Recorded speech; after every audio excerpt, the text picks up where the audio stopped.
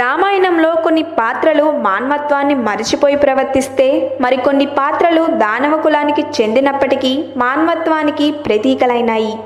లంకాధినేత రావుని పట్టమనిషి అయిన మండోదరి అలాంటి వ్యక్తిత్వం గల స్త్రీమూర్తి. మండోదరి అంటే రావణ బ్రహ్మ సతీమణిగానే మనకు తెలుసు.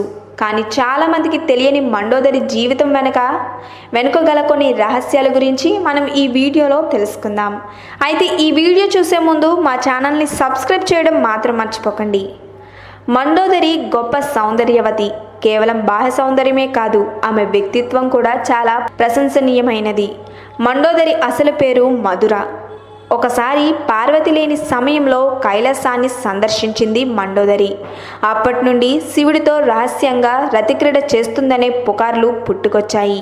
ఆ పుకార్లను తెలుసుకున్న పార్వతి ఆగ్రహించి మండోదరిని కప్పగా మారిపోమ్మని శాపమిచ్చింది. ఆ తర్వాత నిజం తెలుసుకున్న పార్వతి ఈ శాపాన్ని జీవితకాలం నుండి 12 ఏళ్లకు తగ్గించింది. దీంతో 12 ఏళ్ల పాటు మండోదరి బావిలో కప్పగా జీవించింది. అసురుల రాజు అయిన మాయాసురుడు, అతని భార్య హేమలకు 2 కొడుకులు ఉన్నారు. కానీ వీళ్ళు కూతురు కావాలని దేవుడి అనుగ్రహం పొందడానికి ధ్యానం చేసేవాళ్ళు. మరోవైపు మండోదరికి పార్వతి విధించిన శాపం ముగుస్తుంది. ఆమె తన అసలు రూపానికి మారిన తర్వాత ఏం చేయాలో తెలియక సహాయం కోసం బావిలో ఏడుస్తూ ఉంది.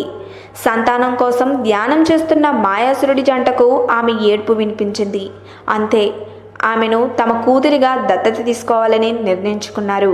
అప్పుడే వాళ్ళు ఆమెకు మండోదరిగా పేరు పెట్టారు. ఒకసారి రావణుడు మాయాసురుడి రాజ్యానికి విచ్చేశాడు. అప్పుడు మండోదరి అందం చూసిన రావణుడు ఆమెను పెళ్లి చేసుకోవాలనుకుంటాడు. మాయాసురుడు రావణుడితో మండోదరి వివాహానికి మొదట అంగీకరించడు. రావణుడు వంటి బలవంతుడితో యుద్ధం చేయడం శ్రేయస్సు కాదని తలచిన మండోదరి మాయాసురుడికి నచ్చచెప్పి రావణుడితో పెళ్లికి అంగీకరించింది. రావణుడు సీతను అపహరించుకుని పోయి బంధించినప్పుడు మండోదరి వ్యతిరేకించింది. ఆమెను తన భర్త అయిన రాముడి దగ్గరకు పంపించమని ప్రాధేయపడింది. యుద్ధంలో రావణుడు మరణించిన తర్వాత యుద్ధ ప్రాంగణానికి వచ్చిన మండోదరి రాముణ్ణి చూసి రాముడు సాక్షాత్తు విష్ణు అవతారమని గ్రహించింది. మండోదరిని పెళ్లి చేసుకుని లంకా రాజ్యాన్ని పాలించమని విభీషణుడికి రాముడు చెప్పాడు. మొదట విభూషణుడితో పెళ్లికి అంగీకరించిన మండోదరి తర్వాత రాజ్యపాలన కోసం అంగీకరించింది. మండోదరి తన మిగిలిన జీవితాన్ని రాజ్యపాలనకు, లంకా రాజ్యం నిజాయితీగా సరైన మార్గంలో నడవడానికి అంకితం చేసింది. మండోదరి గురించి అనేక పురాణ కథలు ప్రచారంలో ఉన్నాయి. అందులో ఒకటి, మండోదరికి జన్మనిచ్చిన సంతానం వల్ల తన భర్తకు ప్రాణహాని కలుగుతుందని జోష్యం చెప్పారు జ్యోతిష్యులు. ఒకరోజు ఆమె ఒక కుండలో నీరు అనుకుని రక్తం తాగుతుంది. ఆ రక్తం రావణుడు చంపిన ఋషులది. ఆ కారణంగా ఆమె గర్భం ధరించి ఒక కుమార్తెకు జన్మనిస్తుంది. జోష్యం తెలిస్తే భర్త తన బిడ్డను బతకనివ్వడని ఆ పిల్లను ఒక పెట్టెలో పెట్టి సముద్రంలో విడిచిపెడుతుంది. సముద్రుడు ఆ పెట్టెను భూదేవికి ఇస్తాడు.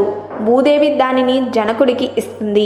జనకుడు పెంచిన సీతాదేవియే రావణుడి యొక్క కుమార్తె అని, రావణుడు సీతను అపహరించి లంకకు తీసుకొచ్చినప్పుడు మండోదరి తన కుమార్తెను గుర్తుపట్టి రావణుడికి కాలం చెల్లిందని తెలుసుకుంటుందని కొన్ని పురాణ కథలు తెలుపుతున్నాయి.